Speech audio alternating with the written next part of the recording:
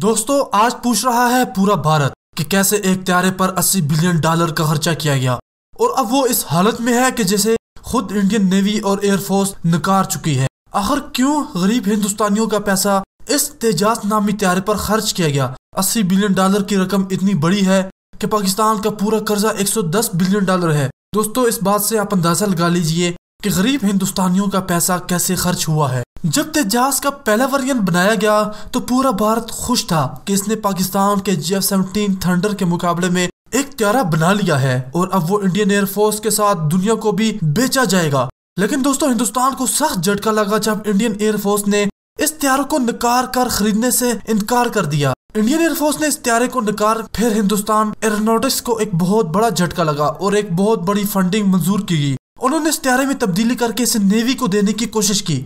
Navy ने जवाब दिया कि ये त्यारा उड़ाने से बेहतर है कि नेवी को आप एयर बस ही दे दें। ये त्यारा उड़ाते हुए तमाम पायलट डर रहे थे कि कहीं ऐसा ना हो कि क्रैश हो जाए। फिर हिंदुस्तान एरोनॉटिक्स का एक और बजट मंजूर हुआ और उन्होंने काम किया और इस त्यारे में तब्दीली की और इसे इस काबिल बनाया कि ये 1 घंटे उड़े और 300 किलोग्राम का बम भी कैरी करे। और सबसे बड़ी बात यह है कि तेजास त्यारे को 20 घंटे एक बार उड़ाने के बाद तेजास त्यारे को 20 घंटे की मेंटेनेंस चाहिए होगी। ये इतना बड़ा फैक्टर है कि इंडियन एयरफोर्स हैरान है कि आखिर क्यों जबरदस्ती ये त्यारा हमें दिया जा रहा है। अक्सर त्यारे को तो 1 हफ्ते की उड़ान के बाद इतनी मेंटेनेंस देनी होती है, लेकिन ये एक उड़ान के बाद छोटी सी उड़ान के बाद 20 घंटे की मेंटेनेंस, ये इस बात ने इंडियन एयरफोर्स को हैरान कर दिया है। दोस्तों आखिर सोचने की बात है कि आखिर क्यों इंडिया ऐसे त्यारे को एयरबेस में शामिल कर रहा है जिसे उड़ाने के बाद 1 घंटे में अगर न उतारा गया तो वो क्रैश हो जाएगा और ये बात तय है कि 1 घंटे बाद क्रैश हो जाएगा। दोस्तों क्रैश होने का मतलब ये नहीं कि उसमें फ्यूल कम हो जाएगा या फ्यूल खत्म हो जाएगा, क्योंकि एयर रिफ्यूलिंग अब दुनिया के तमाम जदीद त्यारों में पहुंच चुकी है। क्रैश होने का मतलब यह है कि उसकी टैंकी, उसके इंजन में ऐसी खराबी पैदा हो जाती है जो उसका क्रैश होने का बायस बनेगी। इसलिए 1 घंटे के अंदर अंदर इस त्यारे को जमीन पर मौजूद होना पड़ेगा। आखिर कौन से इंडियन पायलट ऐसे हैं जो इसे उड़ाएंगे? और दोस्तों जो त्यारा 1 घंटे बाद क्रैश करेगा तो वो 1 घंटे के अंदर अंदर भी क्रैश कर सकता है, इसके भी चांसेस हैं। इंडियन एयरफोर्स के स्क्वाड्रन की तादाद काफी कम हो चुकी है। ये 40 से कम होकर 30 पर आ चुके हैं। और दोस्तों पाकिस्तान जो इंडिया से रकबे से बहुत छोटा मुल्क है, उसके पास 28 स्क्वाड्रन मौजूद हैं। यानी इंडिया सिर्फ 2 स्क्वाड्रन पाकिस्तान से ज्यादा है और रकबे के लिहाज से वो पाकिस्तान से बहुत बड़ा है। दोस्तों एक तरफ पाकिस्तान के स्क्वाड्रन दिन ब दिन ज्यादा हो रहे हैं तो दूसरी तरफ इंडिया के कम हो रहे हैं। इसलिए इंडिया तादाद को बढ़ाने के लिए तेजस को इंडियन एयरफोर्स में शामिल करने पर तुला हुआ है।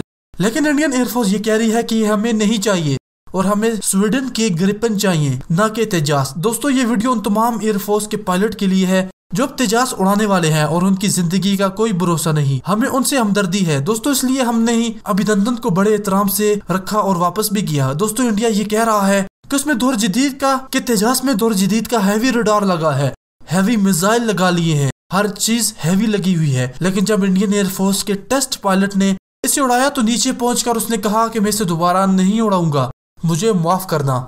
टेस्ट पायलट दूसरे मुल्कों के जिन्होंने इसे उड़ाया वो भी ये कह रहे थे कि तेजास बिल्कुल एक खराब त्यारा है। दोस्तों उसमें क्या खराबी है आपके जहन में जो आएगा वो आप कमेंट सेक्शन में जरूर लिखिएगा।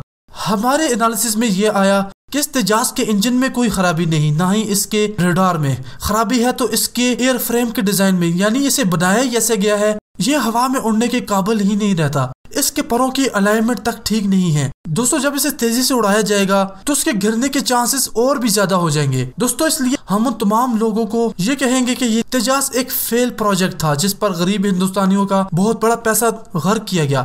हम उन दोस्तों को उन लोगों को भी ये कहेंगे कि तेजास को पाकिस्तान के F-17 थंडर से ना कंपेयर किया जाए। यह हमारे त्यारे की बेइज्जती तस्वर होगी, क्योंकि एक तरफ पाकिस्तान के पास F-17 थंडर के 10 स्क्वाड्रन मौजूद हैं और ब्लॉक 3 पर भी काम चल रहा है और आजमाया जा चुका है, कई मुल्कों में इस्तेमाल हो रहा है। अजरबैजान जो पहले रूसी त्यारे ले रहा था अब वो 40 के करीब ये खरीद रहा है। तो मेरी बड़ी हम्बल सी रिक्वेस्ट है उन तमाम यूट्यूबर्स के लिए कि पाकिस्तान के त्यारों से अगर कंपेयर करना है तो आप राफेल को कंपेयर कीजिए, Su-30 को कंपेयर कीजिए, Su-35 को कंपेयर कीजिए, क्योंकि राफेल और सुखोई सीरीज इसके टक्कर के त्यारे माने जाते हैं। दोस्तों वीडियो कैसी लगी? अगर अच्छी लगी है तो लाइक के साथ कमेंट भी जरूर कीजिएगा और साथ में चैनल को सब्सक्राइब करके घंटी पर लाजमी क्लिक कीजिए। हमें इजाजत दें। अल्लाह हाफिज।